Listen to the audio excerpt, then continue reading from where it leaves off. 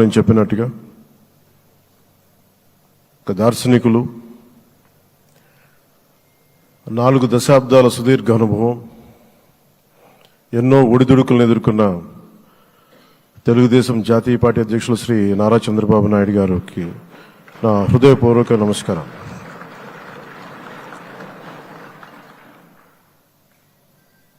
గత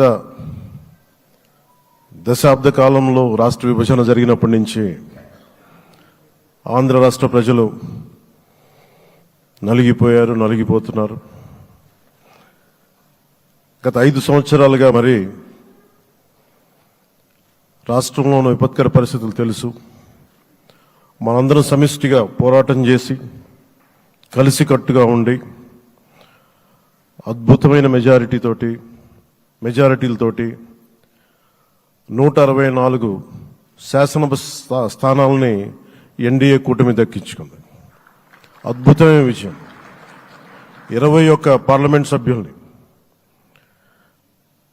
మన సెంట్రల్ హాల్లో కూడా మాట్లాడుతూ ఉంటే అందరికీ ఆంధ్రప్రదేశ్ విజయం, తెలుగుదేశం, జనసేన, భారతీయ జనతా పార్టీతో కూడిన ఎన్డీఏ కూటమి విజయం దేశం మొత్తం చాలా ఒక స్ఫూర్తినిచ్చింది.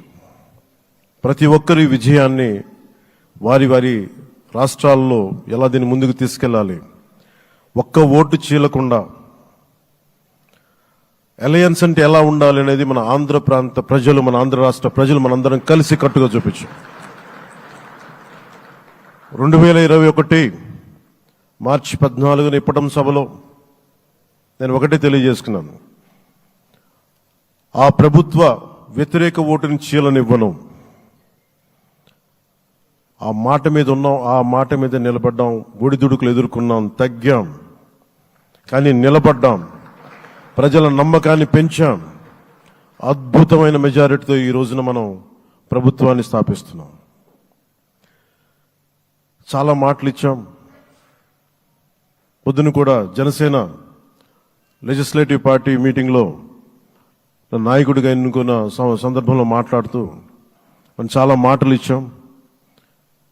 ఇది కక్ష సాధింపులకి సమయం కాదు, ఇది వ్యక్తిగత దూషణలకి సమయం కాదు. ఇది 5 కోట్ల మంది పైగా ప్రజలు మన మీద నమ్మకాన్ని పెట్టుకున్నారు. మన మీద మనందరం ఉమ్మడిగా, మనందరం సమిష్టిగా ఆంధ్రప్రదేశ్ ప్రజలు ఏ అభివృద్ధి అయితే కోరుకుంటున్నారో మనందరం సమిష్టిగా దీన్ని ముందుకు తీసుకెళ్లాలి, అభివృద్ధి పథంలో నడిపించాలి. విద్య, వైద్యం, ఉపాధి, సాగునీరు, తాగునీరు, లా అండ్ ఆర్డర్ ఇవన్నీ చెప్పొచ్చాం. మనం బలంగా నిలబడతామని. అలాగే మేనిఫెస్టోలో, ఉమ్మడి మేనిఫెస్టోలో చాలా మాటలు ఇచ్చాం. వాటన్నిటినీ బాధ్యతగా ముందుకు తీసుకెళ్లాల్సిన అవసరం ఉంది. ఇలాంటి ఛాలెంజింగ్ టైమ్స్లో ఒక సుదీర్ఘమైన అనుభవం ఉన్న నాయకులు కావాలి. 4 దశాబ్దాల అనుభవం, అభివృద్ధి మీద అపారమైన అవగాహన, పెట్టుబడులను తెచ్చే సమర్థత, ప్రతిభ. విదేశాల్లో ఉండే నాయకుల్ని, మలేషియా దగ్గర నుంచి, సింగపూర్ దగ్గర నుంచి, యూరోప్ దగ్గర, అమెరికా నుంచి, ఆ దేశాల అధ్యక్షుల్ని తెలుగు రాష్ట్రాల వైపు దృష్టి మళ్లించేంత శక్తి, సమర్థత ఉన్న శ్రీ నారా చంద్రబాబు నాయుడు గారికి ఆయన నాయకత్వం చాలా అవసరం. ఆయన అనుభవం చాలా అవసరం.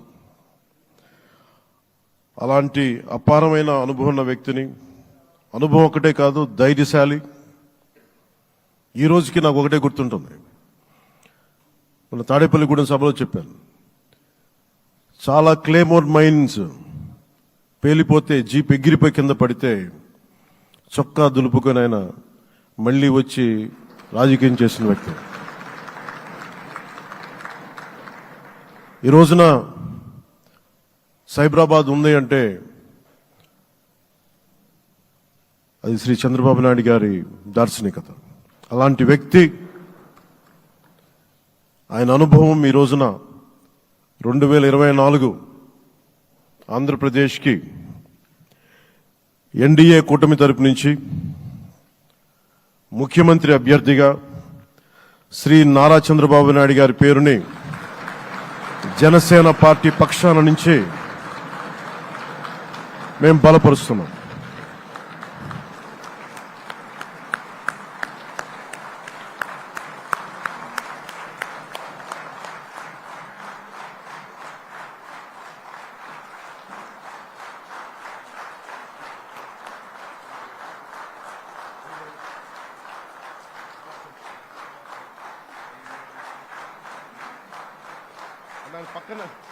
ఇది నేను ఆయన పక్కన పెట్టుకుని చెప్పాలి. ఆయన నలిగిపోయారు. జైల్లో చూశాను ఆయన.